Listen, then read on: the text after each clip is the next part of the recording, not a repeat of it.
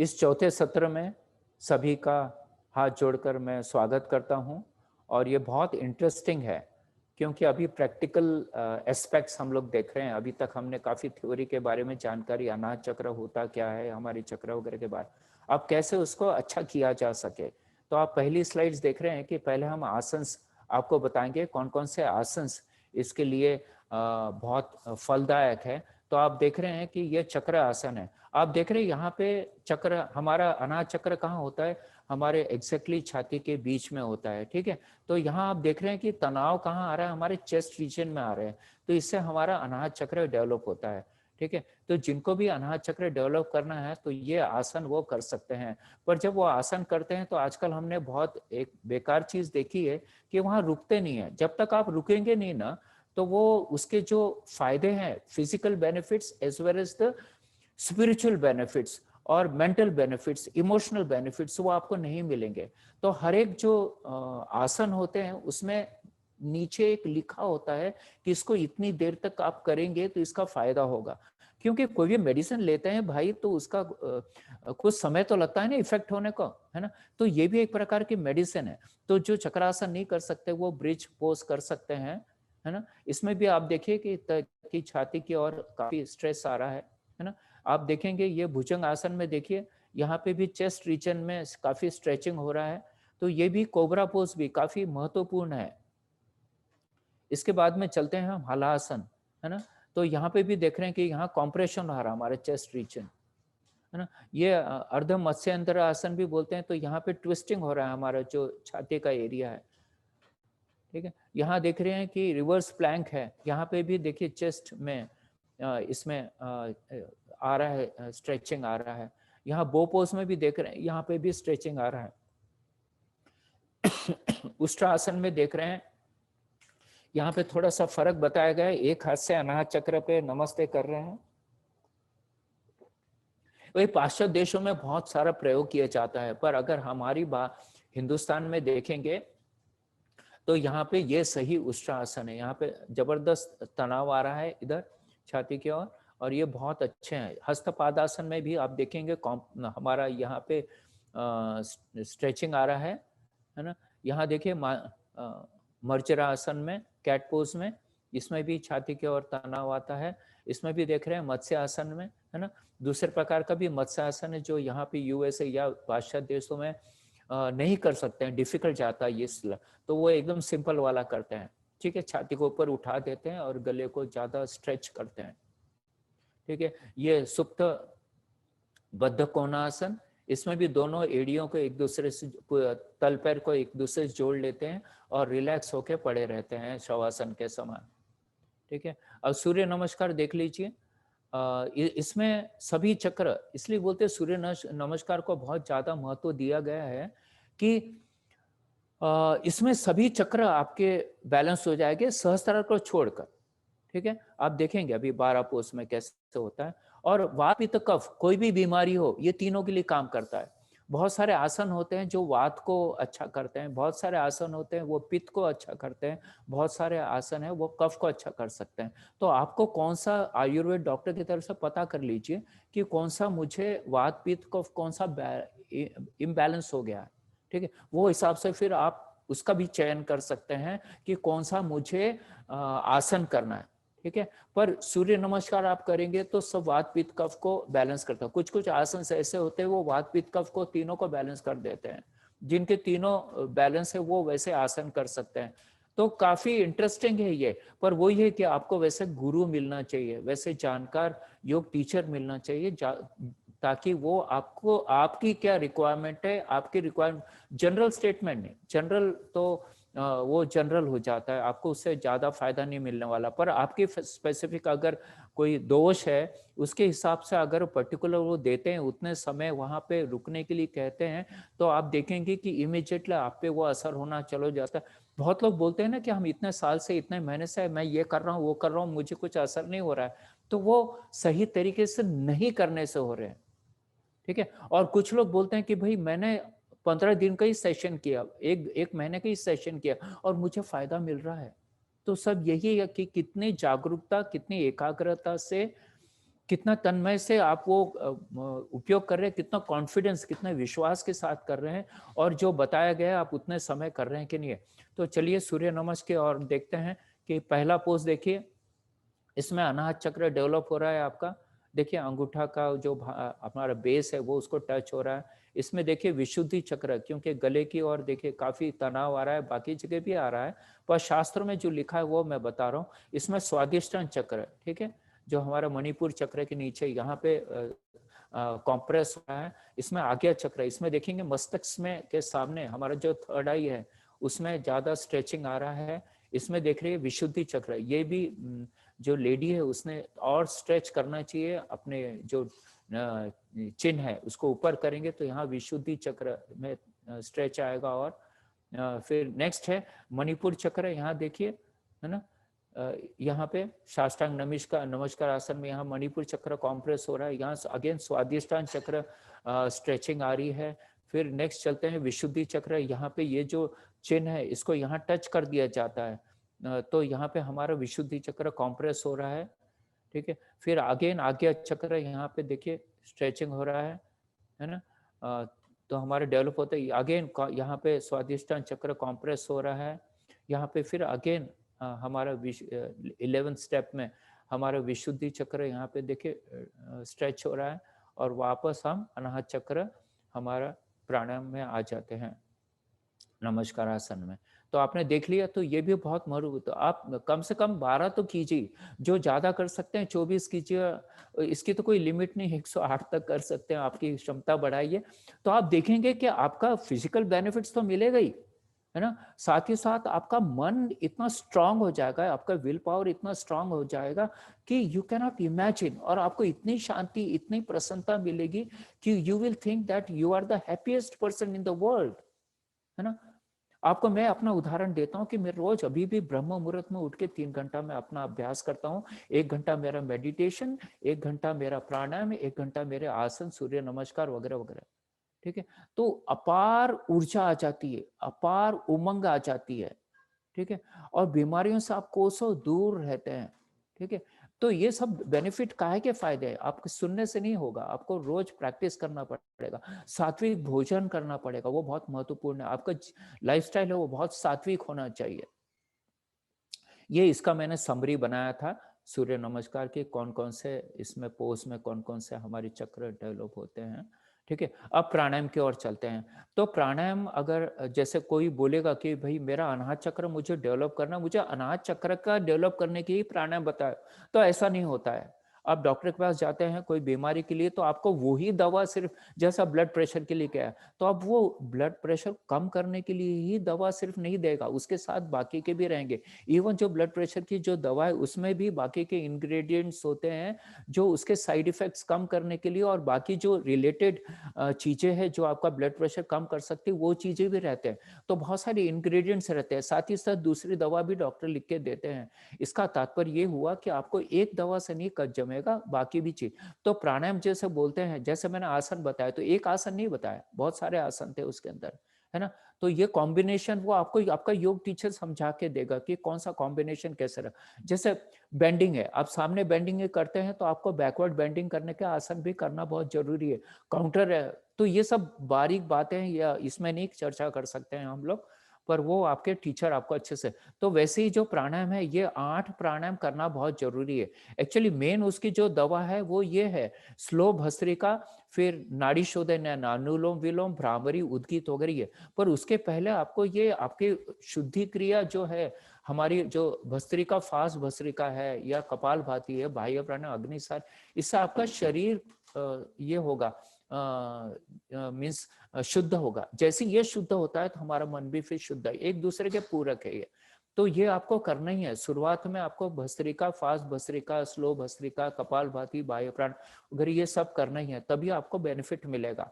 और ये जो है, ये सब करेंगे तो आपको सिर्फ अनाहत चक्र का ही नहीं, आपके जो मूलाधार चक्र है, स्वादिष्टान चक्र है, मणिपुर चक्र है, इसको भी बेनिफिट मिलेगा।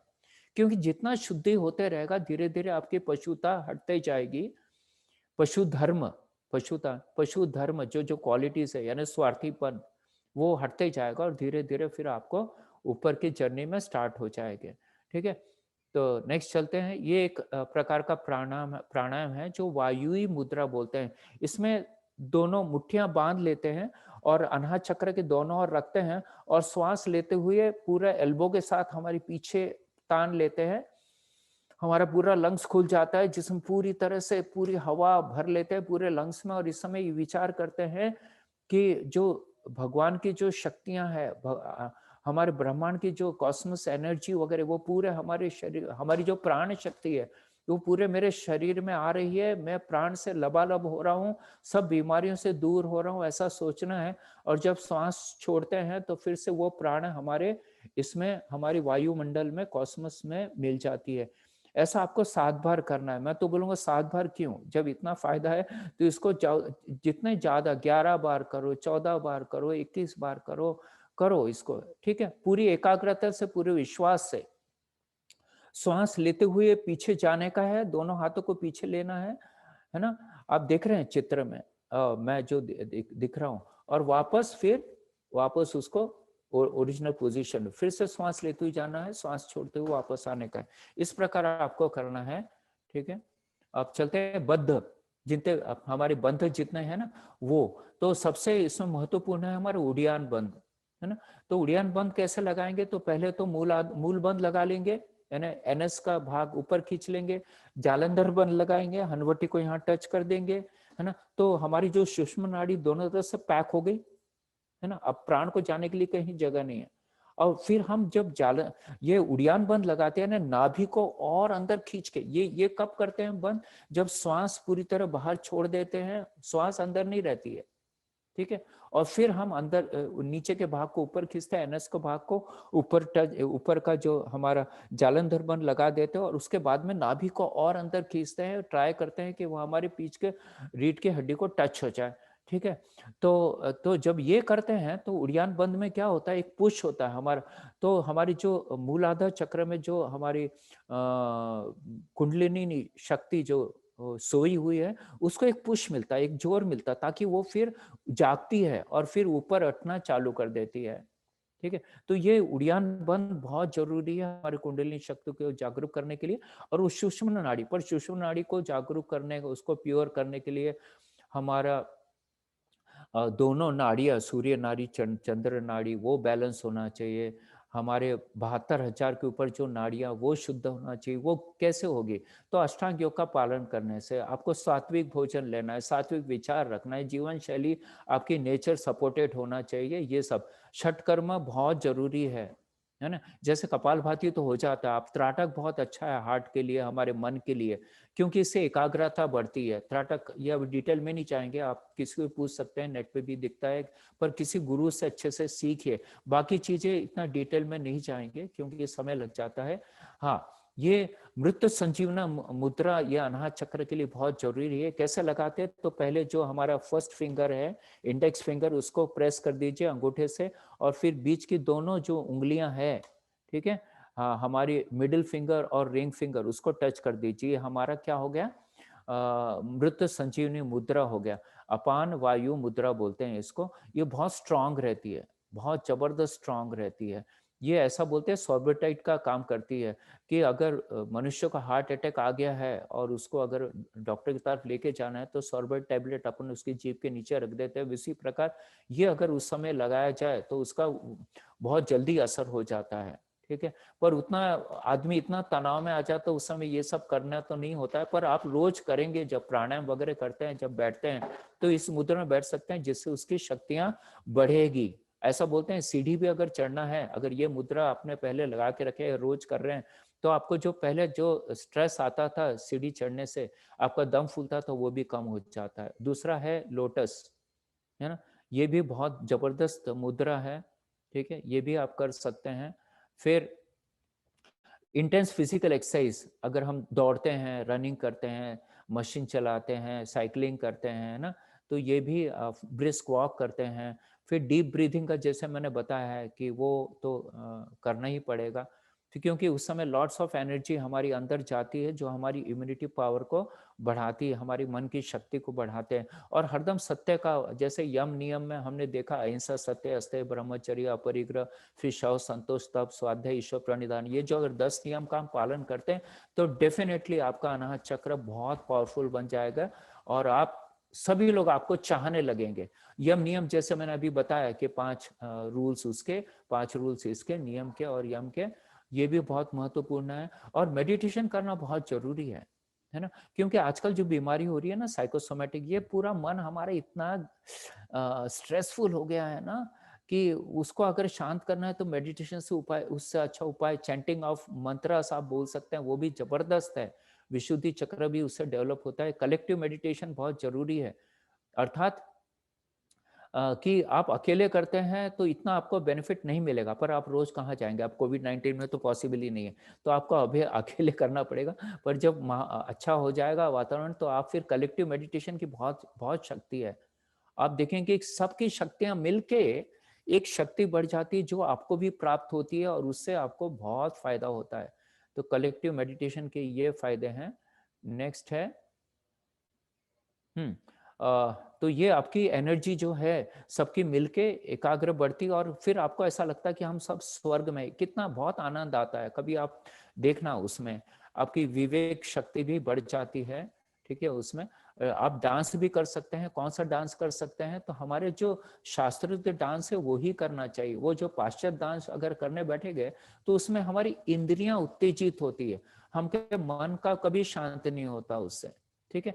तो हमारा जैसे इधर बताया तांडव डांस, जो शंकर भगवान का जो नटराज का आप देखते हैं ना मूर्ति वगैरह, उस प्रकार तो वो तो नहीं कर सकते हैं, पर अपने दोनों हाथ ऐसे तान सकते हैं, मुट्ठी बांध सकते हैं और ग्रेविटेशन के अगेंस्ट में जंप कर सकते हैं ना, ऊपर जंप करते रहना है। पर ये लेडीज लोग ने नहीं करना चाहिए क्योंकि इसमें मेल हार्मोन्स डेवलप होते हैं।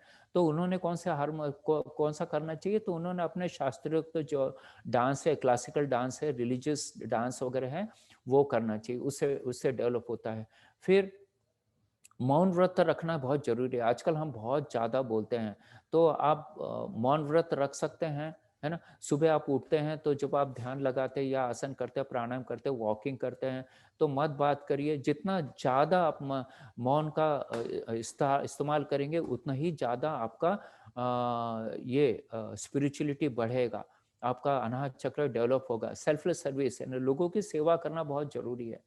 जैसे मैंने अपना एक उद्देश्य बना लिया कि मैं निस्वार्थ लोगों की सेवा करता रहूं। सब लोग को अलग अलग माध्यम से कर सकते हैं।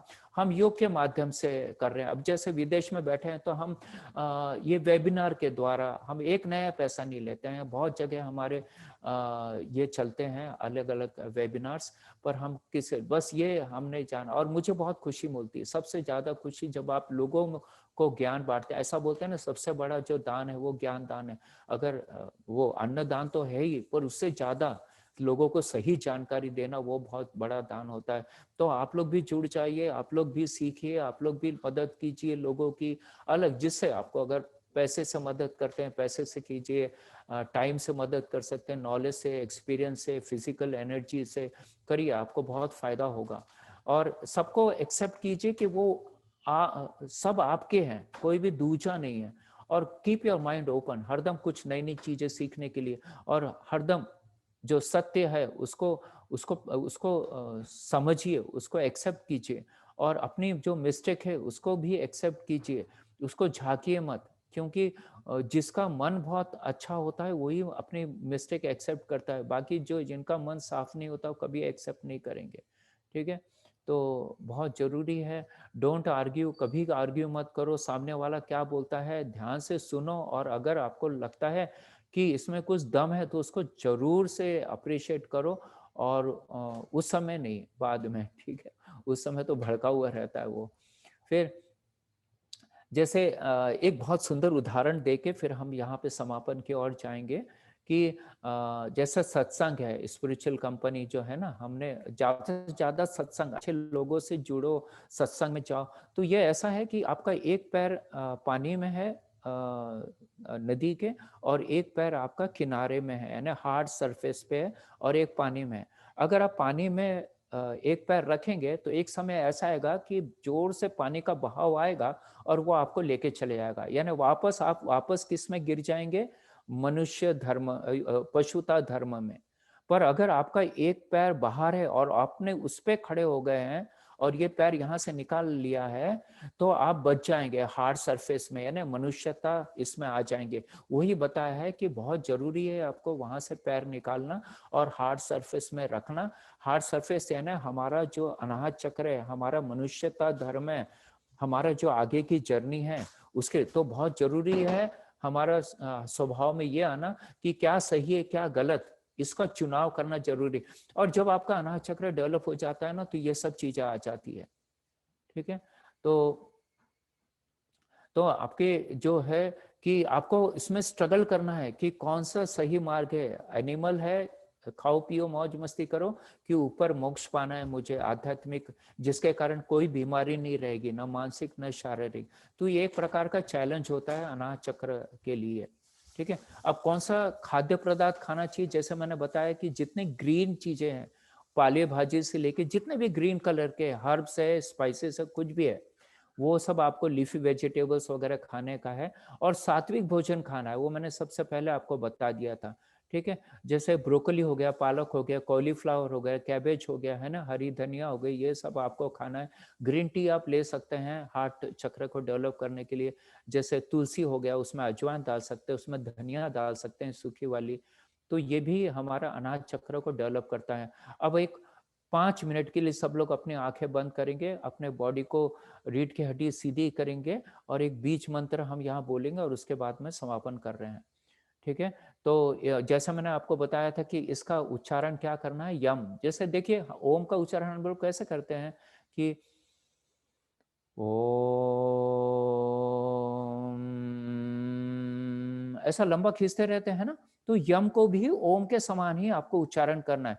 आप ऐसा जल्दी जल्दी यम यम यम ऐसा नहीं बोलेंगे, आप पूरा ओम के साथ और पूरी तल्लीनता के साथ है। पूरा आपका कंसंट्रेशन कहाँ रहेगा, अनाहत चक्र पे। और अनाहत चक्र आपको ऐसा ऐसा महसूस करना है उसके अंदर। देखिए मैं दिखा रहा हूँ आपको क्या महसूस करना है उसमें। उसमें यह महसूस करना है कि आपका जो हार्ट है, आपके लंग्स है, आपका चेस्ट है, वो ग्रीन कलर से बना हुआ है ना। और भगवान के तरफ से जो किरणें आ रही है वो भी हरे कलर की चमकीली किरणें, और पूरी तरह से आपके शरीर में वो अंदर जा रही है और आपका हार्ट, आपके लंग्स, आपके सबको एनर्जाइज कर रही है, सभी ऑर्गन्स को एनर्जाइज कर रही है। और पूरी तरह से आप ये सोच रहे हैं कि जो भी भगवान की तरफ से वहां से तो अच्छी चीजें आने वाली है, प्रेम आ रहा है, तो ये सब आपके मन में समा रही है, आपके हार्ट में समा रही है। आप पूरी तरह से निरोगी हो रहे हैं, शारीरिक तौर पे, मानसिक तौर पे, आध्यात्मिक तौर पे, सामाजिक तौर पे, स्पिरिचुअल, इमोशनल तरीके, सभी तरह से स्वस्थ हो रहे हैं। ये आपको सोचना है। और चैंटिंग कौन सा करना है, शब्द यम यम। चलिए 2 मिनट ही करते हैं क्योंकि समय का बंधन है। पर आप जब प्रैक्टिस करेंगे तो इसको ज्यादा से ज्यादा समय करिए, 10 मिनट करिए, 15 मिनट करिए, आप देखेंगे कि आपको चमत्कारिक फायदे होने चालू जाएंगे। पर ऐसा नहीं है कि ये कर लिया यम का उच्चारण तो आपका बाकी चीजें भी सब करना है। मैंने जो जो बताया है आज वो सब का पता। तो चलिए सभी आंखें बंद कर दीजिए और सभी मन ही मन में यम यम करेंगे, करते रहिए। 2 मिनट के बाद में फिर मैं आपको विश्राम बोलूंगा। यम यम यम यम यम यम यम यम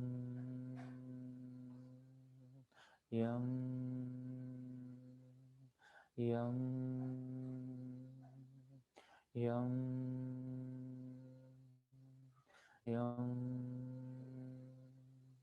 यम यम यम यम।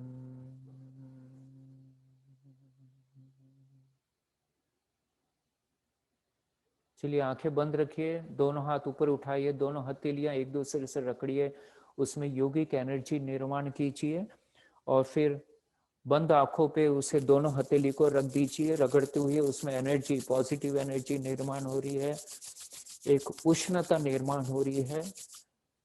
दोनों आंखों पे रखिए और अनुभव कीजिए कि पूरी जो ब्रह्मांड की एनर्जी है, जो दैविक शक्तियां हैं, पूरी तरह से आपके शरीर में समा रही है, आपके मन में समा रही है। आप पूरी तरह शांत हो रहे हैं, पूरी तरह शांत हो रहे हैं, पूरी तरह शांत हो रहे हैं।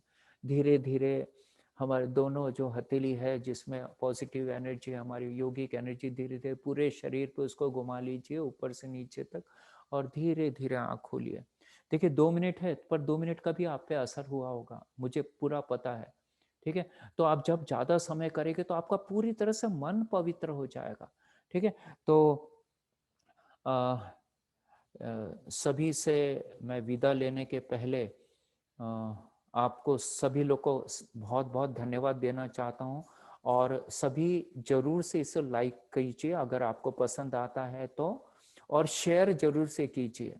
और ये बहुत बड़ा पुण्य का काम रहेगा कि आप जो अच्छी चीजें पाते हैं उसको लोगों में बांटिए, पुण्य का काम होगा। जैसे मुझे पुण्य का मिल रहा है आप लोग के कारण, तो आपको भी पुण्य मिलेगा कि आप लोगों को अच्छे मार्ग पे लेके जाएंगे और कुछ अच्छे मार्ग पे।